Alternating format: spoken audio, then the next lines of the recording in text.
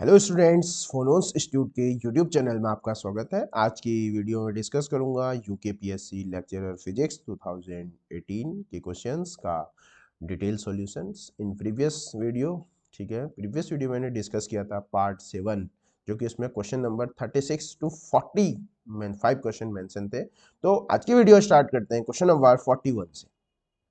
41 Question number 41 is that the energy of an electron in nth orbit of hydrogen atom is expressed as E equal to minus 13.6 upon n square electron volt. The shortest and longest wavelength of Lyman. ठीक है, in part 7 में मैंने क्या किया था, वहाँ minimum wavelength में पूछा गया था। ठीक है, तो हमको क्या करना है, शॉर्टेस्ट और लॉन्गेस्ट वेवलेंथ किसका, लाइमन। लाइमन के लिए बात हो रही है, वहाँ लाइमन और बामर था पिछले वाले सीरीज। ठीक है, तो इस क्वेश्चन को समझने के लिए हमको शॉर्टेस्ट और लॉन्गेस्ट का वेवलेंथ का कॉन्सेप्ट बहुत अच्छे से आना चाहिए। तो हम ये जानते हैं, देखो E इक्वल टू हम जानते हैं H C by lambda, S C by lambda. S C by lambda की अगर हम बात कर रहा हूँ, अगर मैं लॉन्गेस्ट की बात कर रहा हूँ, for longest wavelength energy energy lowest. ठीक है, अगर वेवलेंथ ग्रेटर होगा तो एनर्जी कम होगा। For longest wavelength energy minimum. तो मिनिमम इसका क्या मीनिंग हुआ, ट्रांजिशन कहाँ से होगा, ट्रांजिशन बगल से होगा। ट्रांजिशन बगल से होगा। बगल से मतलब क्या होता है, बगल से मतलब क्या हुआ, पास। पास वाले क्या होगा, ऑर्बिट से। ठीक है, जो है फॉर लाइमन की अगर मैं बात करूं, लाइमन की अगर हम बात करें, लाइमन की अगर हम बात करते हैं, लाइमन की अगर मैं शॉर्टेस्ट वेवलेंथ की अगर बात करूंगा, तो लाइमन के लिए, लाइमन की सीरीज की बात हो रही है। लाइमन सीरीज के लिए क्या होता है, 1/λr, ये होता है 1/1 n1 का स्क्वायर माइनस 1/n2 का स्क्वायर। अगर मैं शॉर्टेस्ट की बात, लॉन्गेस्ट की बात कर रहा हूँ, लॉन्गेस्ट वेवलेंथ के लिए जो ट्रांजिशन होगा लाइमन के लिए 1/λl, ये आर होता है। लाइमन के लिए n1 1 होगा, लास्ट से 1 में आएगा माइनस, अब n2 क्या होगा, 1 के बाद क्या आएगा, 2। ट्रांजिशन कहाँ से लोगे, 2, तो यहाँ क्या आएगा, n2 क्या हो जाएगा, 2 हो जाएगा। लॉन्गेस्ट वेवलेंथ के लिए एनर्जी मिनिमम होगा तो कौन सा वाली ट्रांजिशन लोगे, जो बगल वाला, 1 के बाद क्या होगा, 2, तो 2 लेना पड़ेगा। तो क्लियर। तो फर्दर इसको अब सॉल्व करेंगे तो 1/λl इक्वल टू आर, ये 1 माइनस 1/4 आ जाएगा। That means 1/λl equal to आ जाएगा आर 4 माइनस 1 3/4। ठीक है, 3/4। और यहाँ से लेमडा एल अगर हम फाइंड आउट करेंगे तो 4/3 आर, 4/3 आर आ जाएगा। ठीक है, और यू, ठीक है, हम ये जानते हैं कि जो 1/r की वैल्यू होती है वो 911 एंगस्ट्रॉम होती है। ये हमेशा याद रखोगे, पूरी आर की वो 1.097 इंटू 10⁻⁻7 आर के रेडबर्ग कांस्टेंट की वैल्यू इतनी बड़ी याद रखने की जरूरत नहीं है। आप सीधे 1/r की वैल्यू याद रखो, जो कि 911 एंगस्ट्रॉम होती है। सुविधा के लिए आप इसे 912 और 910 भी लिख सकते हैं। तो देखो लेमडा की कितनी आ जाएगी, 4/3, और 1/r की जगह में 912 लिख दे रहा हूँ ताकि कैलकुलेशन ईजी हो जाएगी। 3 3 जा 9, 0 3 4 जा 12। तो लेमडा जो एल आ जाएगी हमारे पास, ये क्या आ जाएगी, 4 4 जा 16, 4 3 जा 12 एंगस्ट्रॉम 12 16, 12 16 12 15 इसके आसपास तुम करेक्ट ऑप्शन लगा सकते हो। ठीक है, क्लियर हो गया। ये आया लॉन्गेस्ट, ये किसके बारे में बात हुई, लॉन्गेस्ट वेवलेंथ के लिए, लॉन्गेस्ट ट्रांजिशन के लिए बात हुई लॉन्गेस्ट। अब शॉर्टेस्ट के लिए, तो शॉर्टेस्ट के लिए तो पिछले क्वेश्चन में भी मैंने डिस्कस किया था। फॉर शॉर्टेस्ट वेवलेंथ क्या होने वाला है, for shortest wavelength, for shortest wavelength के लिए क्या होने वाला है कि जो E इक्वल टू होता है हमारे पास एस सी बाई लेमडा। अगर शॉर्टेस्ट वेवलेंथ के लिए एनर्जी मैक्सिमम, तो कहाँ से लेंगे बताओ, ट्रांजिशन कहाँ से होगा, प्रीवियस क्वेश्चन भी आया था, ट्रांजिशन लास्ट से होगा, लास्ट से होगा। लास्ट मतलब क्या होगा, इन्फिनिटी से होगा, लास्ट से मतलब इन्फिनिटी से होगा। क्लियर। तो फिर से 1/λ लाइमन का ही बताना है हमको, लाइमन की शॉर्टेस्ट और, तो 1/λr, ये 1/n1 का 1 ही हो जाएगा, माइनस ये कितना हो जाएगा, n2 इन्फिनिटी हो जाएगा।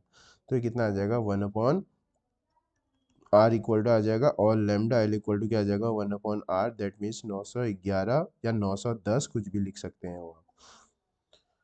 तो मेन बहुत मोस्ट इम्पोर्टेंट क्वेश्चन है, यही क्वेश्चन 2024 में भी आएगा 100%, 100%। क्लियर। तो जो लॉन्गेस्ट वेवलेंथ है, लॉन्गेस्ट वेवलेंथ कितनी आ रही है 12/6, हमसे पहले शॉर्टेस्ट पूछ रहा है, तो शॉर्टेस्ट कितनी आ रही है 910, 911 या 910, और ये आ रही है 1216। ठीक है, तो शॉर्टेस्ट 9। ठीक है, तो ये जो कि क्या है ऑप्शन नंबर फर्स्ट में ही क्या है प्रेजेंट है, तो इसी के आसपास आंसर आएगा। वहाँ 911 आ रहा है हमारा, और यहाँ 1216 आ रहा है, तो यहाँ 1213 लिखा है, तो बात एक ही है। तो सबसे अप्रोप्रिएट आंसर क्या होगा, यही होगा यहाँ पर। ठीक है, तो मोस्ट इंपॉर्टेंट क्वेश्चन है, मोस्ट इंपॉर्टेंट क्वेश्चन। और ये क्वेश्चन कहाँ पूछा जा चुका है, ये क्वेश्चन नीट में आ चुका है, और ये जेई में भी जेई मेन्स का क्वेश्चन है, जेई मेन्स में भी आ रहा है। ठीक है, और लेक्चरर 2024 में भी आएगा। ठीक है, केवीएस यहाँ तो आता ही है, ये एनवीएस सब जगह क्वेश्चन ये पूछने के पूरे पूरे प्रोबेबिलिटीज है इस क्वेश्चंस के। ठीक है, ठीक है, तो एक होमवर्क मैं देता हूँ। होमवर्क की क्या है, आप मुझे बाल्मर सीरीज का, होमवर्क क्या है बाल्मर सीरीज का, बाल्मर सीरीज का, बाल्मर सीरीज का शॉर्टेस्ट वेवलेंथ और लॉन्गेस्ट वेवलेंथ फाइंड आउट करके कमेंट बॉक्स में आंसर करेंगे। ठीक है, बाल्मर सीरीज की दिस इज योर होमवर्क।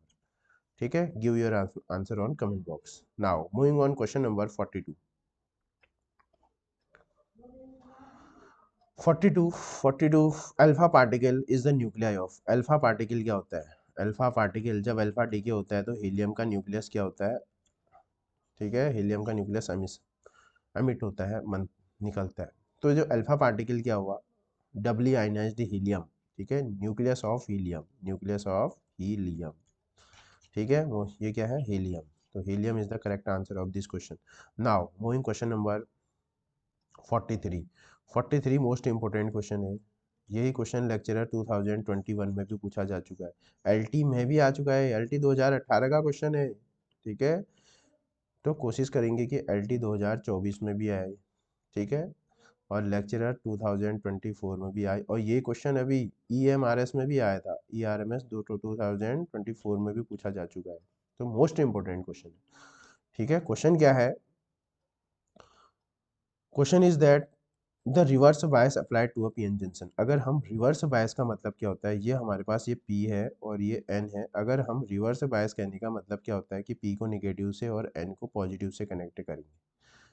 ठीक है, तो ये पीएन जंक्शन किस में आ जाएगा, रिवर्स बायस में आ जाएगा। तो रिवर्स बायस में क्या होता है, जो विड्थ होती है हमारे पास, रिवर्स बायस में क्या होती है, रिवर्स बायस की क्या क्या कैरेक्टरिस्टिक होती है, जो हमारे पास विड्थ होती है, विड्थ और डिप्लेशन लेयर वो क्या होती है इंक्रीज होती है, रेजिस्टेंस क्या होता है इंक्रीज होता है, height, height of potential barrier वो भी क्या होता है बढ़ जाता है, और जो करंट होता है बहुत ही माइक्रो माइक्रो एम्पियर में करंट फ्लो होती है, नेग्लिजिबल करंट क्या होती है फ्लो होती है, due to minority charge carrier, minority charge carrier की वजह से क्या होती है फ्लो होती है। ठीक है, तो अब हम क्वेश्चन पढ़ते हैं। रिवर्स बायस में क्या होता है, फर्स्ट ही ऑप्शन बिल्कुल करेक्ट लिखा हुआ है, रेज पोटेंशियल बैरियर, इंक्रीज तो होगा नहीं, लोअर पोटेंशियल इंक्रीज टेम्परेचर, तो जो करेक्ट आंसर होगा इसका क्या होगा। ठीक है, option A is the correct answer, raise potential barrier की हाइट बढ़ जाएगी, हाइट बढ़ जाएगी तो क्या होगा, इलेक्ट्रॉन और होल का फर्दर कॉम्बिनेशन नहीं हो पाएगा, जिसकी वजह से करंट क्या होगी माइक्रो एम्पियर में क्या होती है फ्लो होती है।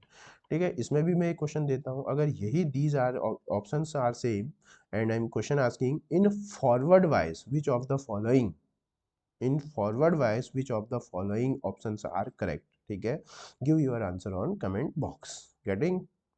Now, moving question number on 44.